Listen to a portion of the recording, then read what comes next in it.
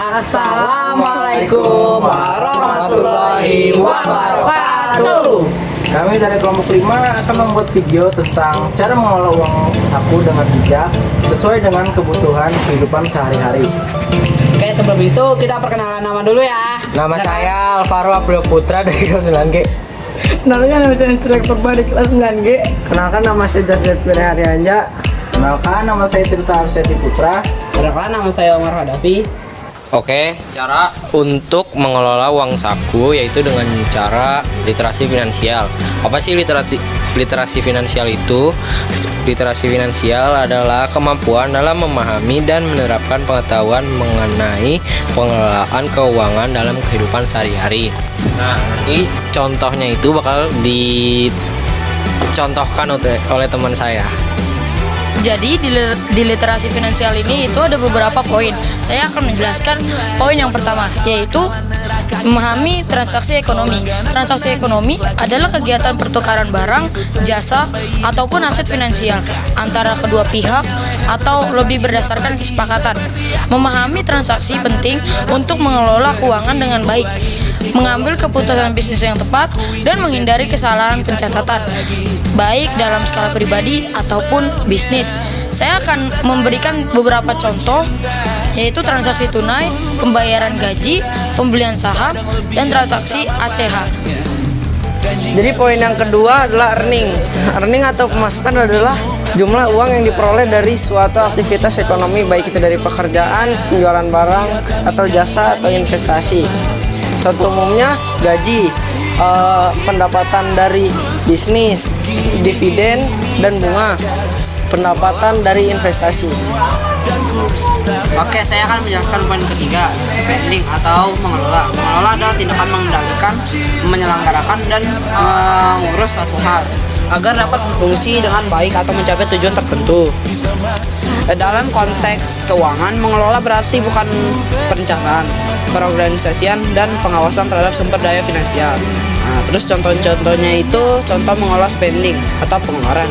Contoh yang pertama itu membuat anggaran bulanan, menetapkan tujuan keuangan, menerapkan metode budgeting. Terus yang keempat mencatat setiap pengeluaran. Terus yang kelima evaluasi rutin. Oke, sekian dari saya. Udah itu saja. Jadi saya akan menjelaskan tentang poin yang keempat, yaitu saving atau menabung. Saving atau menabung adalah kegiatan menyisihkan sebagian pendapatan untuk disimpan, baik di lembaga keuangan seperti bank atau disimpan sendiri. Dana ini tidak digunakan untuk konsumsi saat ini, melainkan ditunjukkan untuk kebutuhan di masa depan, baik yang terduga maupun tidak terduga.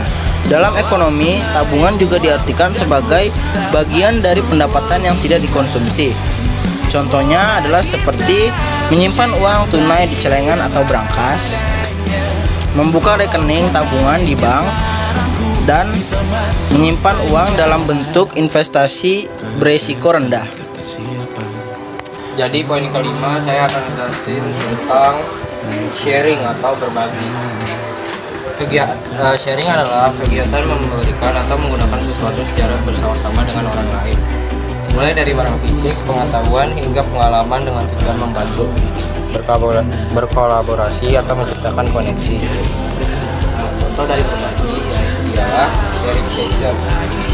Sesi di mana seseorang atau sekelompok orang berbagi wawasan, keterampilan, atau pengalaman, seperti dalam seminar, webinar, atau diskusi informal. Mengajar, seseorang yang ahli memasak dapat mengajarkan tetangganya cara membuat hidangan tertentu.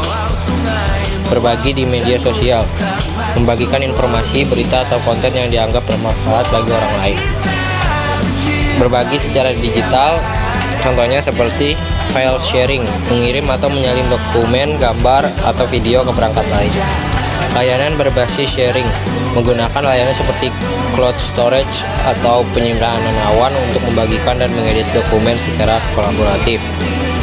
Dan yang terakhir ialah berbagi dalam konteks ekonomi. Sharing ekonomi adalah model ekonomi di mana sumber daya yang ada dibagi pakai melalui platform teknologi seperti layanan ojek daring atau aplikasi penyewaan akomodasi seperti Airbnb. Kejahatan finansial.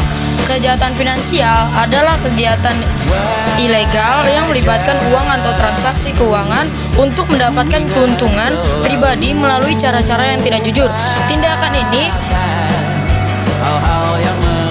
dapat dilakukan oleh individu, kelompok kriminal terorganisasi maupun korporasi dengan memanfaatkan kelemahan dalam sistem keuangan.